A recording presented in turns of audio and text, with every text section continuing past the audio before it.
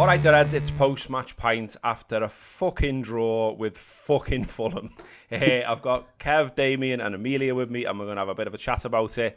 Kev, where'd you start, mate? I mean, I think no one had this down as a draw, let's say that. It's busted some coupons, this one. And I think you were, going by a comment you put in the group earlier, I think you were on the same page as me as when you seen that team. And I was actually calling for this in the show we did on Friday. I was saying, put the strongest team out, blow them away and put big fingers up to Spurs and say, here we go, we're ready, we're going for this title. Put the strong team out, and then basically Fulham looked more up for it than us. Yeah, Fulham in the first half were fantastic. But then the last 10 minutes of the first half, I just thought, we are going to fucking pummel these second half here.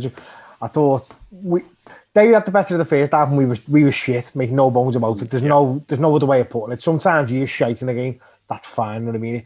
If you can be shite for the first 35 minutes and then good for the last hour, no issues with that at all.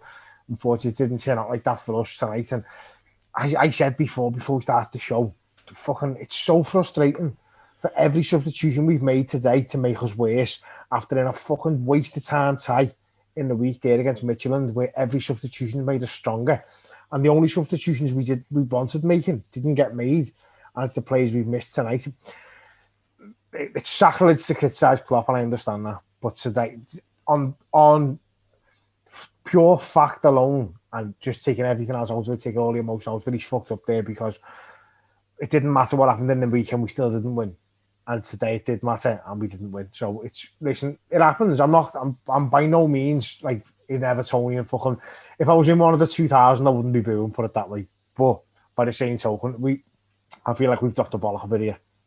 Yeah, Emilia, it was a real toil to watch, wasn't it? Particularly in the first half. I mean, a bit more about us in the second half, but first half, there's 3 good saves from Alisson in there. It's a great goal from the lad, to be fair, and I don't think I'm particularly convinced by the push on Mo, which he made a massive deal out of, and probably is why he doesn't get it. But it flashed up on the screen, didn't it? I think it was 32 minutes, 1 shot from Liverpool, and no touches in the opposition box. That sort of said it all about the way we started the game.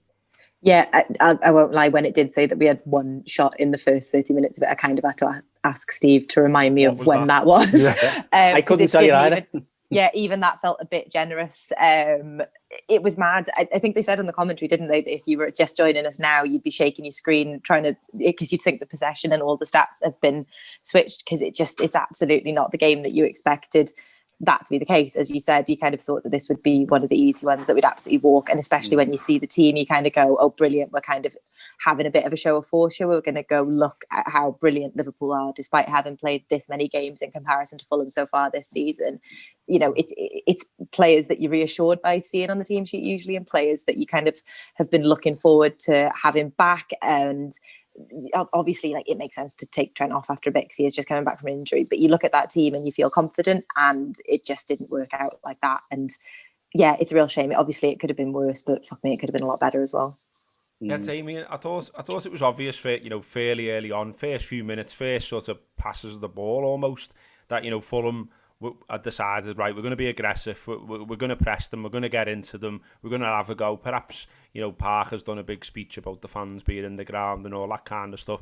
Whatever it was, they looked like they were up for it. And what sort of I found annoying watching it was that we played into their hands. I thought, that, like, because we can keep the ball, we can move the ball around, we can tire them out when they're trying to do that to us, and instead there was loads of hopeful punts, which, their defenders were dealing with all day. There was lots of stray passes.